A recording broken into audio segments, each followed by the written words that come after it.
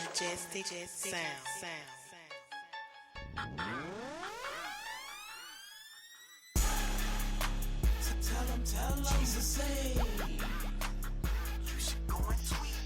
Hey, what up? It's your boy Toby D, and you have now tuned in to my Christian audio podcast, Faith Football Fans. Now, the guy that I want to talk about right now is Vic Beasley, someone that the Falcons definitely have made it no big secret that they want to give more opportunities to get to the quarterback in 2016. Now, here's a guy that only had 4 sacks last season, which wasn't quite what the Falcons, I'm sure, Coach Dan Quinn and his staff were hoping that Vic Beasley would be able to get in his first year. But they are definitely emphasizing getting this guy to the quarterback more often, moving him to a Sam linebacker position. You got Richard Smith, you got Brian Cox, you got linebackers coach Jeff Albridge and Dan Quinn triple and quadrupling this guy, making sure he's buying into what they want him to do, showing him film of some of the greatest pass rushers. Of course, you know Vic Beasley, Von Miller is added into that mix. So they're hoping that all of this helps them get Vic Beasley to the quarterback who, let's face it, is tied to Dan Quinn at the hip. Usually that's the quarterback that's tied to the coach at the hip success. But in this case, I think it is Vic Beasley. And by their heavy emphasis on what they want to do with Vic Beasley, to me is an indication that this could be what determines Dan Quinn's success as a head coach of the Falcons, or failures for that matter of the Atlanta Falcons. And so they need this guy to get to the quarterback.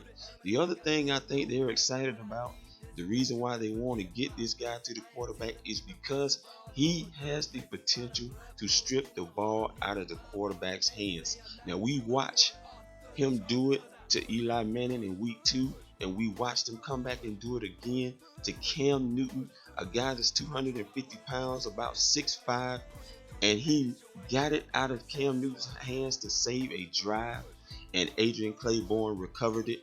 This is a guy that if he can get to the quarterback at least 10 plus times in sacks, that could be capable of turning the ball over 3 plus times from the quarterback, because he has a natural knack of being able to do that. And ladies and gentlemen, every pass rusher does not have a natural ability to do things like that. Khalil Mack had 15 sacks last season, but only managed to produce 2 strip sack fumbles from his opponents. Bruce Irvin hasn't had many strip sack fumbles either. Alden Smith, neither for that matter. But of course, you know Von Miller is one of the masters at it.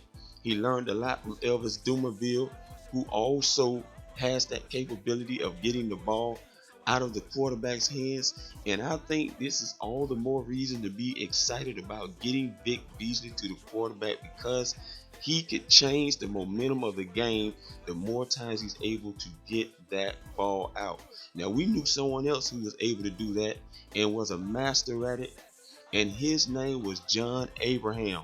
Now, I'm not saying Vic Beasley is John Abraham, but if we can get some of that production out of Vic Beasley that we are all expecting, with that speed and athleticism that he has him to get, the Falcons could have a dominating season as a defense. They moved up to the middle of the pack last season, although they did play a lot of backup quarterbacks.